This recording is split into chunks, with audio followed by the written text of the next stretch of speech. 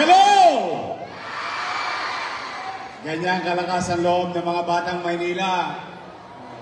We are very proud of you, especially ang ating superintendent and the SDO family.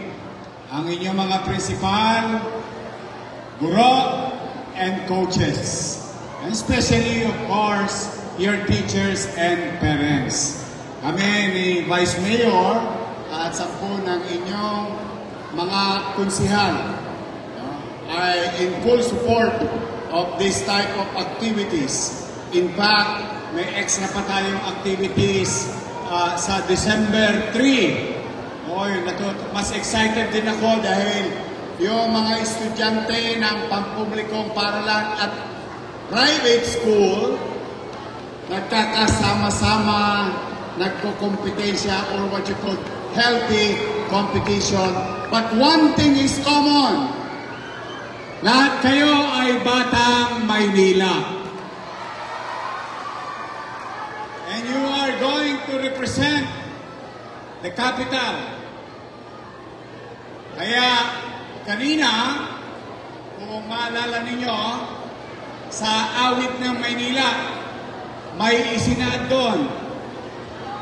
Maynila, Maynila, dalhin mo ang bandila. Ibig sabihin, yan, anuman ang kinakarap ng ating lungsod, ng ating buhay, being batang Maynila, dito sa ating lungsod, magsisimula ang at. Even in fact, anywhere you travel in the country, the kilometer zero starts here in Manila. Kayo ang modelong kabataan ng ating bansa.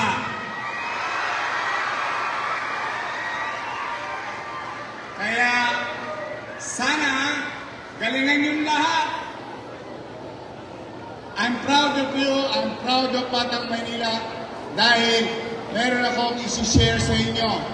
Recently, leapfrog or exponentially, we grew sa ating mga atleta sa lungsod. 2 weeks ago, sumali tayo sa Batang Pinoy. Ginawa sa Mindanao. Last year, ang Maynila nagpadala ng delegado. Ang 2024 medal achievement natin ay 1. Sad to say, 2024, isa lang ang gold medal na naiuwi natin pabalik sa ating syudad. But last week, 2025, with the new leadership of our department, Dave Evangelista, and the team of the city government, we've sent again mga batang Maynila na atleta from 84th place. Remember, from 84th place ang Maynila noong 2024 from 1 gold medal in 2024. This year, ang mga batang Maynila ay nagkamit ng 40 plus gold medal sa ating palaro sa bansa. From 84th place, we are now number 3 in the Philippines. In a short period of time, ibig sabihin, mga batang Maynila, continue to inspire your teammates, to the coaches, continue to guide our athlete. Dahil nakikita ko,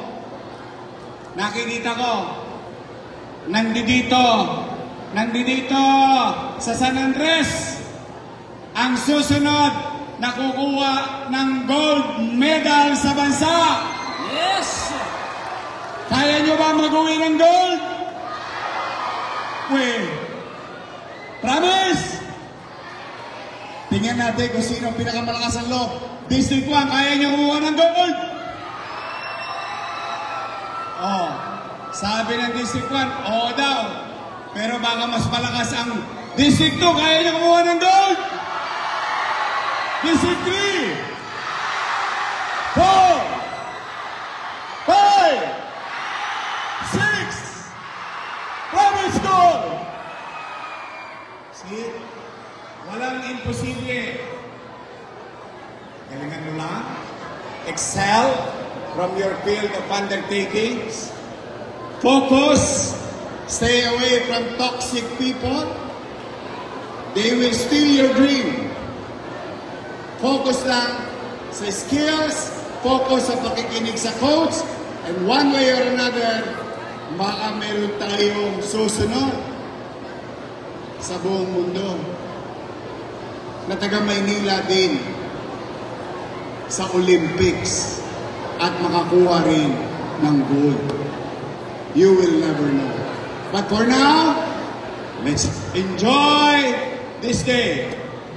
This is the day where you're going to meet and see other schools, other students. Now, with regard to what the Vice Mayor said, maybe some of you having a personal challenges. Huwag kayong susuko, ha? Don't give up. This is part of life. Through your age, you will learn. As long as you believe in God. God will provide.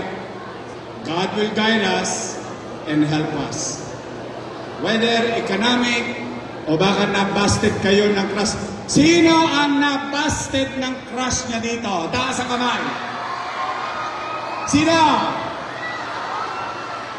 Marami pala akong katulad.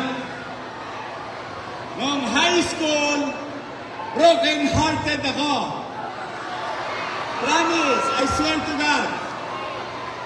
4 na beses ako na-busted.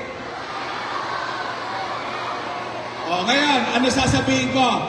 Ako nga pala yung sinain mo. See, that's why this loneliness, so-called loneliness and emotional challenges will lilipas yan. And someday, somehow, you're gonna laugh at it. Papagtatawanan mo na lang ang sarili mo. Nung araw, kailangan kong bumili ng wela.